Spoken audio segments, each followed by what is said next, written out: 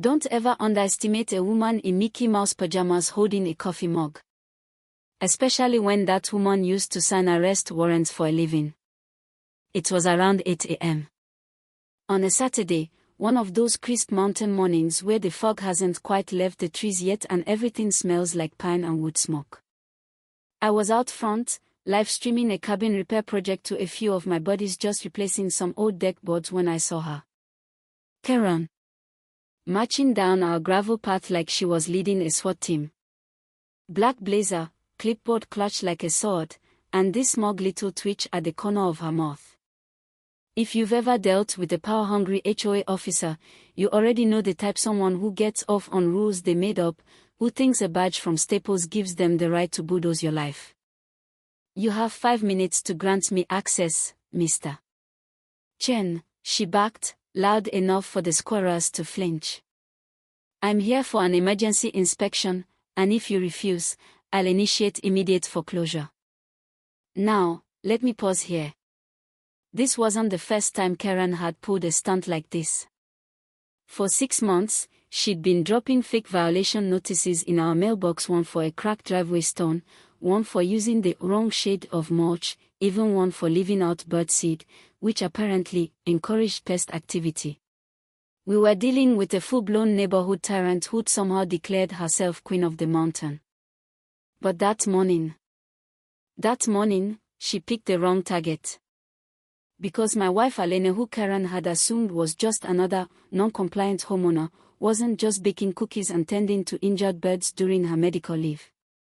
She was a sitting county judge recovering from a car accident, and she'd had plenty of time on her hands. So when Karen puffed up and said, "This place is a hazard. You'll be fined and removed if you don't comply," Alena stepped onto the porch with a calm that honestly scared me a little. Fuzzy slippers, messy bun, coffee in one hand. And tucked in her jacket, something Karen couldn't possibly have expected: a folded court document and a USB drive that would turn this whole HOA fantasy into a legal nightmare. Interesting timing, Alena said, eyeing Karen like she was a low-budget daytime soap villain. I was just about to call you. Karen blinked, maybe sensing the shift in tone, but not quick enough to back down. Well, good, then you understand this is urgent. I have full authority. No, you don't, Alena cut in, quiet but clear, like the calm before a courtroom drops into silence. You're not on any official record. Without a court-ordered warrant, this is trespassing. And I'm asking you to leave. Now. Karen's face went full crimson. I am the authority. I've run this HOA for years, and people like you. And there it was. That moment. That sleep. People like you. That's when I snapped. Months of intimidation, gaslighting, condescension just exploded. My grandmother bought this land in the 80s, I said, louder than I meant to. She escaped East Germany and worked her whole life to build this place. And you think you can just walk in here, with a clipboard, and scare us off? No. Not today. Karen didn't back off. She whipped out her phone, stabbing at it with a shaking finger. I'm calling the police. I know Sheriff Martinez. You'll both be arrested for obstruction. Alena didn't even flinch. She took another sip of coffee and smiled, one of those slow, dangerous smiles you only see in movies right before the trap snaps shut. Please do, she said. They'll want to see this anyway. She reached into her jacket and pulled out the USB. Held it up like it was Excalibur. And I swear to you, the air went still. Karen was still babbling into her phone when the siren started echoing down the hill. She smirked, thinking she'd won, totally unaware that she was about to be the guest of honor at her own arrest.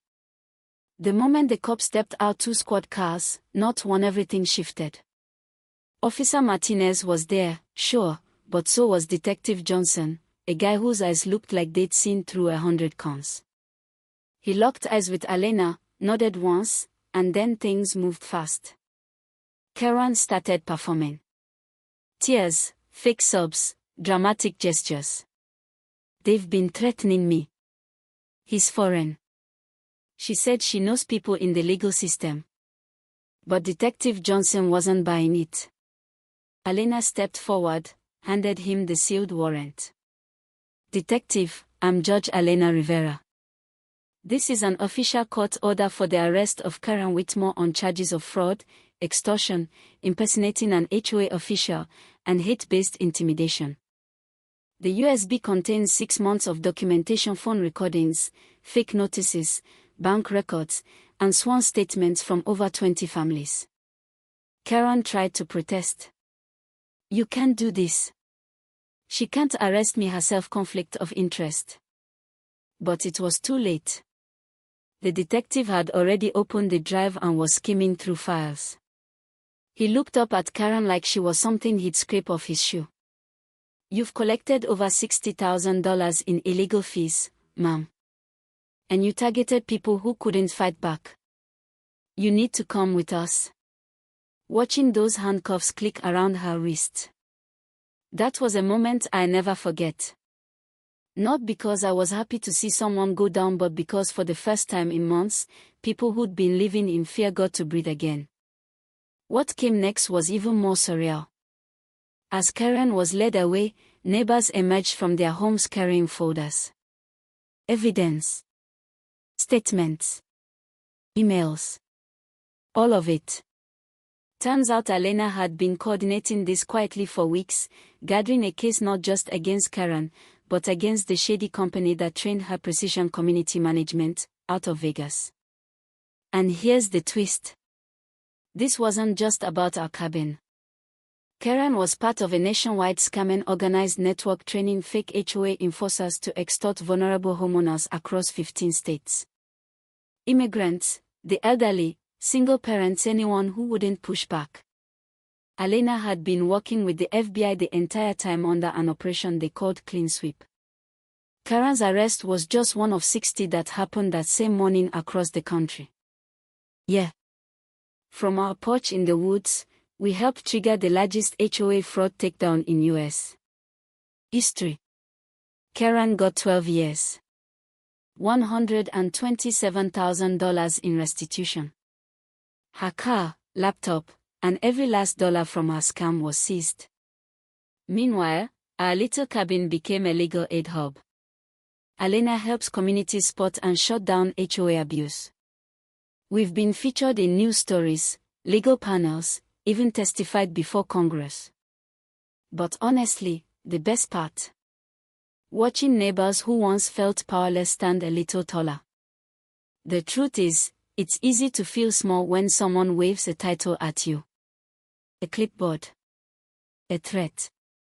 But as Alena proved, real authority doesn't scream. It doesn't bully. And it sure as hell doesn't hide behind fake bylaws. Sometimes it wears pajamas, sips coffee, and builds a case so solid it brings down a criminal empire before lunch. So let me ask you this: have you ever dealt with a Karen who crossed the line? A neighbor? An official? Someone who used rules as weapons? Because if you have, you're not alone. Drop a comment. Share your story. Let's talk about where the line between community order and power abuse really is. And maybe, just maybe, someone else watching will realize it's time to stop being afraid and start fighting back.